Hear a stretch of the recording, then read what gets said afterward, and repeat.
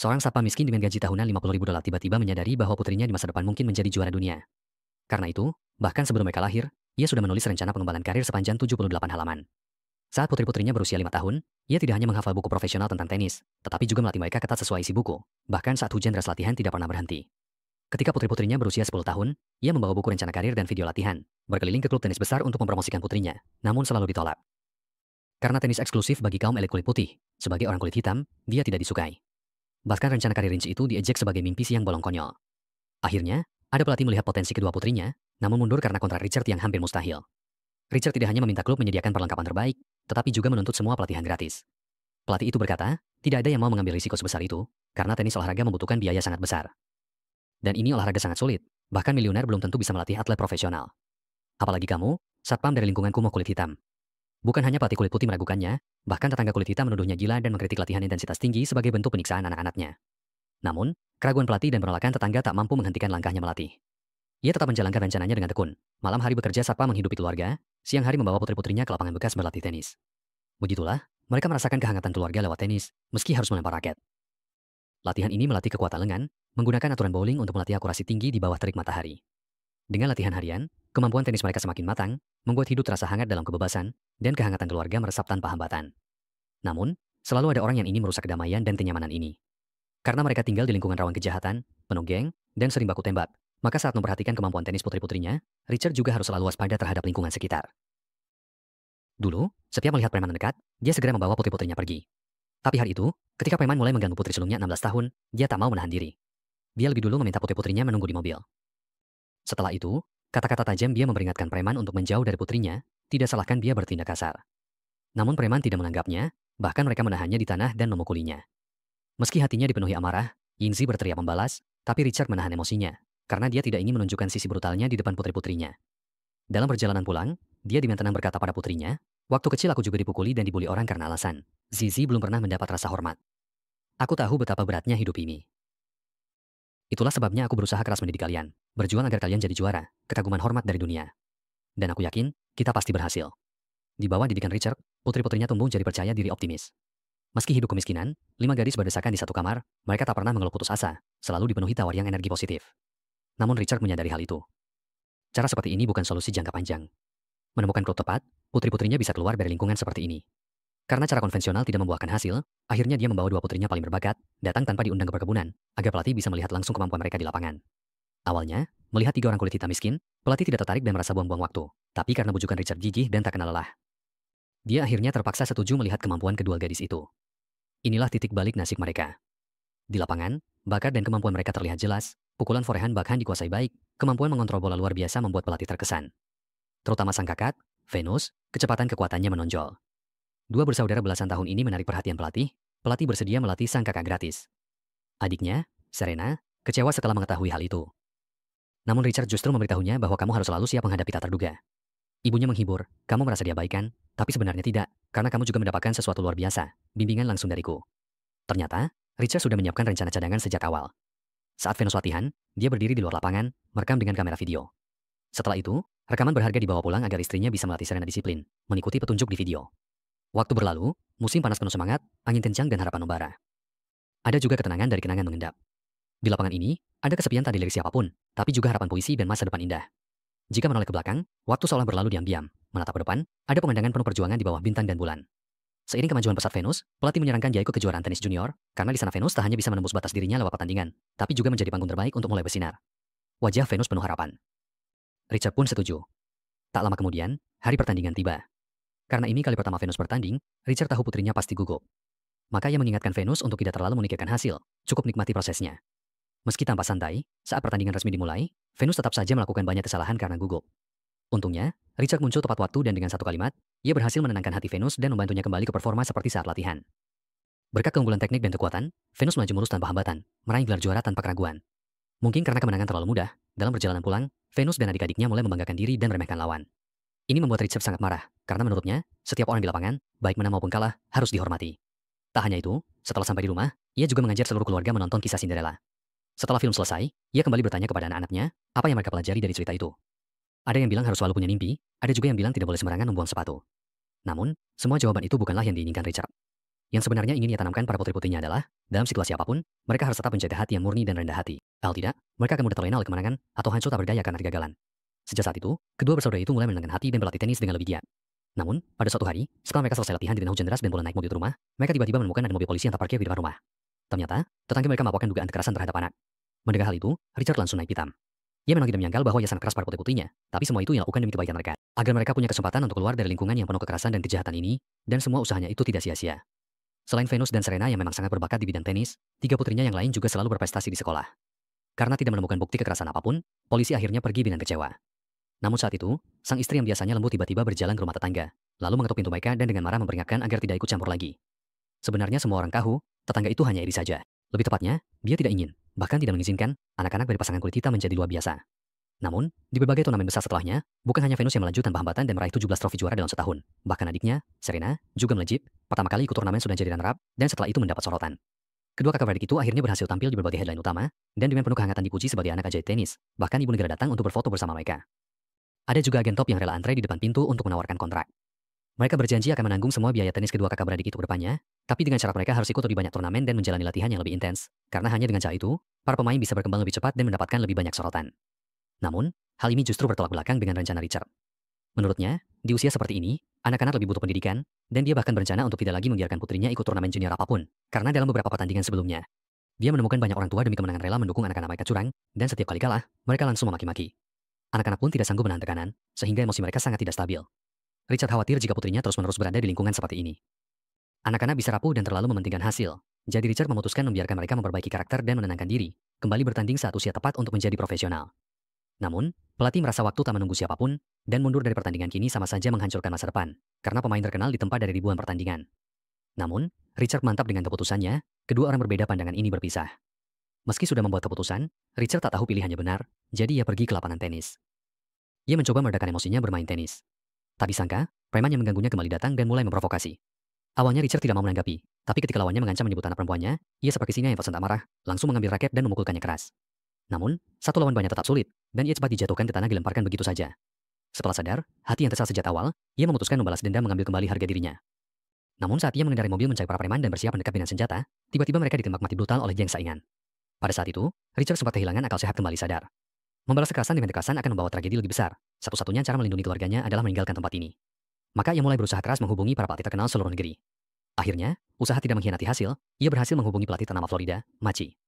Setelah melihat kemampuan kedua bersaudara itu, Machi yang sangat tertarik langsung memutuskan untuk menandatangani kontrak, bahkan menawarkan syarat yang sangat menguntungkan. Bukan hanya menyediakan makan dan tempat tinggal, pelatihan pun gratis, satu-satunya permintaan hanyalah mendapat persentase dari penghasilan mereka di masa depan. Machi meminta 15% dari pendapatan kedua bersaudara itu. Namun Richard tidak setuju, karena pusat pelatihan tenis Machi berada jauh di Florida, dan ia tidak mungkin membiarkan kedua putrinya pergi sendiri. Maka Richard mengajukan syarat, jika ingin mengontrak kedua putrinya, maka seluruh keluarga mereka juga harus disediakan tempat tinggal dan pekerjaan di Florida. Bukan hanya itu, Richard juga meminta agar putri-putrinya bisa masuk ke sekolah terbaik di daerah tersebut. Meskipun syarat ini sangat berat, Machi tetap menyetujuinya karena yakin pada dirinya dan kemampuan bersaudara itu. Dengan begitu, Richard akhirnya berhasil keluar dari lingkungan kumuh itu seperti yang ia impikan. Dalam perjalanan menuju Florida, pemandangan melintas di luar jendela manis, awan-awan menempel di langit biru, semak-semak menghiasi padang pasir, dan hamparan padang luas sejauh mata memandang, mengurangi keramaian kota, menambah ketenangan di alam terbuka. Di jalan ditempuh, semuanya berbeda. Semua suka duka masa lalu tersembunyi di balik perjalanan ini. Harapan masa depan. Setelah melewati rintangan, mereka sampai di pusat pelatihan tenis Messi. Richard mengira tempat ini jagoan, tapi ternyata ada banyak pemain biasa. Messi tertawa menjelaskan, menerima anak orang kaya kemampuannya, kami dana mendukung murid berbakat. Kejutan bersaudari, Messi memanggil murid andalannya, Jennifer. Jennifer bintang tenis. Berlatih Jennifer, bersaudari girang, menari kegirangan. Berlatih berkeringat, suasana penuh semangat. Messi pun memaparkan rencana pelatihannya. Namun, rencana itu sama persis dengan yang dibuat pelatih sebelumnya, menggiarkan mereka berkembang lewat turnamen remaja. Karena itu, Richard langsung menolak. Baru Messi sadar, ternyata dalam kontrak tertulis bahwa tanpa persetujuan Richard, kedua bersaudara itu tidak boleh ikut bertanding. Merasa ditipu, Messi hampir mengumpat, tapi nasi jadi bubur, kontrak ditandatangani, ia hanya bisa menertawakan dirinya terlalu terburu-buru. Karena tidak membaca isi kontrak dengan teliti, Messi dikelabui satpam dari daerah kumuh. Waktu berlalu secepat servis Venus, 3 tahun berlalu. Dalam 3 tahun itu, Venus tidak hanya menguasai 4 bahasa asing, nilai-nilainya di semua mata pelajaran bagus, dan kemampuan tenisnya mengalami lompatan besar. Walaupun selama periode itu dia tidak mengikuti turnamen, Richard mengundang media untuk wawancara. Bukannya menghilang, Venus justru menjadi pusat perbincangan tenis. Namun, banyak media meragukan keputusan Richard untuk tidak membiarkan putrinya ikut bertanding. Menghadapi ketidakpahaman dari luar, Richard menjelaskan bahwa jika anak-anaknya tidak mendapatkan pendidikan tinggi dan baik, Meskipun mereka bisa menghasilkan banyak uang sebelum usia 18 tahun berkat bakat mereka, uang itu bisa habis begitu saja, lalu mereka akan menjalani hidup sia-sia. Meskipun semua yang dilakukan Richard demi kebaikan putrinya, dia memang terlalu otoriter dan diktator, karena dia tidak pernah menanyakan pendapat putri-putrinya. Sebenarnya, Venus sudah lama ingin ikut bertanding.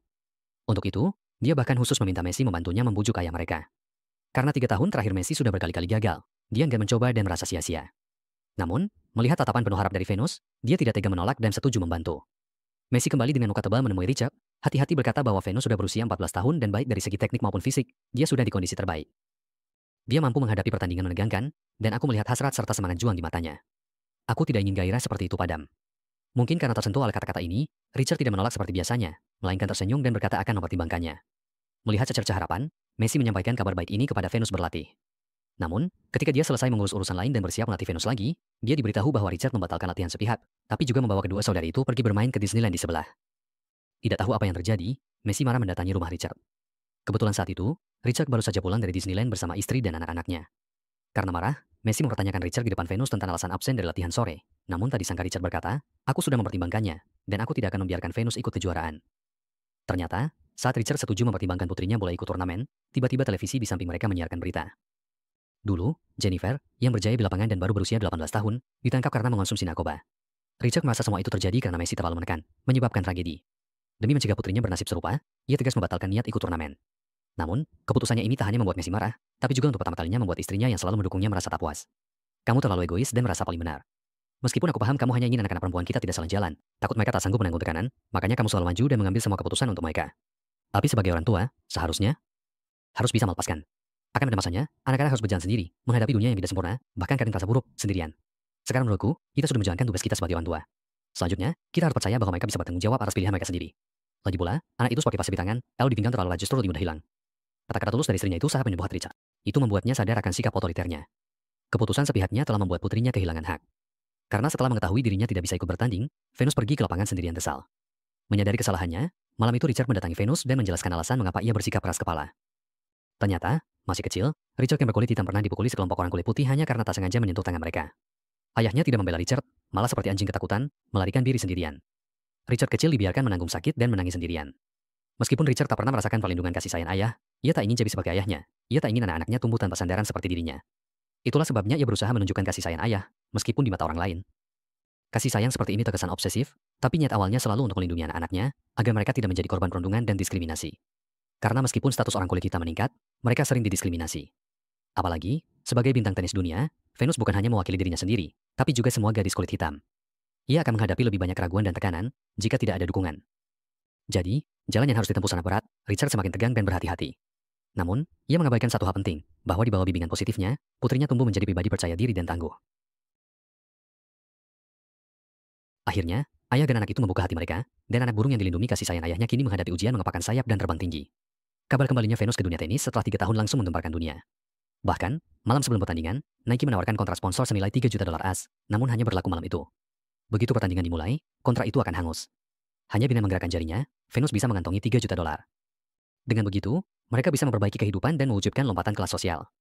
Tak ada yang bisa menolak godaan sebesar ini. Meski Messi dan Richard tergoda, mereka menyerahkan keputusan pada Venus. Namun, Venus tanpa ragu menolaknya, karena ia percaya pada kemampuannya dan tahu nilainya jauh lebih dari $3 juta. Pada pertandingan keesokan harinya, tekanan menegangkan dan kurangnya pengalaman membuatnya langsung kalah di 2 game pertama. Meskipun ia mencoba menenangkan diri dan bangkit, lawannya mendominasi dan merebut game ketiga. Agen Nike yang merasa kekalahan sudah pasti pun meninggalkan tempat lebih awal, dan orang-orang lain juga mulai kehilangan harapan. Hanya sang ayah yang memberi syarat agar ia tetap tenang. Setelah mendapat ketenangan dari ayahnya, Venus mengatur napas, memejamkan mata, dan pikirannya pun kembali ke hari-hari yang penuh keringat itu. Ia teringat momen mengembalikan pukulan, kali terjatuh, kegigihan Paige, dan nasihat ayahnya yang bermakna. Ketika kembali ke lapangan, tatapan Venus yang dingin tertuju pada lawannya. Ia menyingkirkan kekhawatiran, serius menanggapi serangan lawan, tak peduli dari sudut manapun, seberapa tajam sekalipun, ia menghadapi. Perlahan, ia berhasil menarik lawannya ke dalam ritmenya sendiri. Sekali, 2 kali, 3 kali. Perasaan akrab saat memegang raket kembali ke tangan kanannya, diiringi smash terakhir memastikan kemenangan pertandingan. Venus, yang pernah diragukan orang, kembali mendapatkan tepuk tangan meriah berkat kemampuannya. Mendengar kabar ini, Nike buru-buru menaikkan biaya endorsement menjadi 4 juta, tapi tawaran langsung ditolak mentah-mentah oleh ayah dan anak, karena besok Venus melawan pemain nomor 1 dunia, dan bertekad membuktikan dirinya di pertandingan. Pada saat itu, Richard tanpa sengaja menemukan sesuatu. Adik perempuannya, Serena, melamun menatap lapangan. Dia tahu apa yang dipikirkan kakaknya, jadi dia mendekat dan tegas berkata, "Aku tahu selalu di bawah bayang-bayang kakak itu tidak mudah bagimu, tapi aku membiarkanmu ditekan karena aku tahu kamu cukup kuat. Aku juga tahu kamu tangguh dan penuh semangat juang. Cepat atau lambat, lapangan ini akan menjadi milikmu, dan kamu tidak perlu ragu sedikit pun, karena semua ini sudah ada dalam rencanaku." Ketika malam mulai menyelimuti Stadion Auckland dengan tirai hitam tipis, pertandingan utama pun resmi dimulai. Venus, dengan gaya rambut kepang rasta yang berkilau, melangkah ke lapangan hijau yang indah ini dengan penuh semangat dan harapan. Di luar lapangan, Richard tampak sangat tenang, seolah-olah kemenangan sudah ada dalam genggamannya sejak awal. Dan situasi di lapangan pun berkembang persis seperti yang ia perkirakan. Venus memanfaatkan bakat luar biasa yang sudah dimilikinya sejak lahir. Serta kerja keras dan akumulasi tanpa henti selama bertahun-tahun, sejak awal pertandingan ia langsung menunjukkan keunggulan yang luar biasa. Pertahanan dan serangan baliknya yang kuat bagaikan angin kencang, menembus pertahanan lawan tanpa ampun, membuat lawan kewalahan. Serangannya yang terbuka dan agresif seperti gelombang pasang yang terus-menerus menghantam benteng pertahanan lawan hingga hampir runtuh. Semangatnya yang tak terbendung bagaikan gunung yang menjulang tinggi, menekan mental lawan hingga mereka berjuang dalam keputusasaan. Namun, ketika semua orang mengira Venus akan memenangkan pertandingan ini, lawannya tiba-tiba meminta istirahat atas isyarat pelatih. Setelah itu, di hadapan semua orang, ia masuk toilet dan berada di sana 15 menit. Ini taktik mengulur waktu yang sering digunakan dalam pertandingan, tujuannya menguras semangat lawan dan merusak mental mereka. Dan trik licik ketesan sepele seperti ini, ternyata sangat ampuh bagi Venus yang masih baru di dunia kompetisi. Ketika pertandingan dimulai kembali, ia langsung melakukan kesalahan dengan bola keluar lapangan, lalu gagal saat servis, bahkan kemudian mengembalikan bola terasa sangat sulit baginya.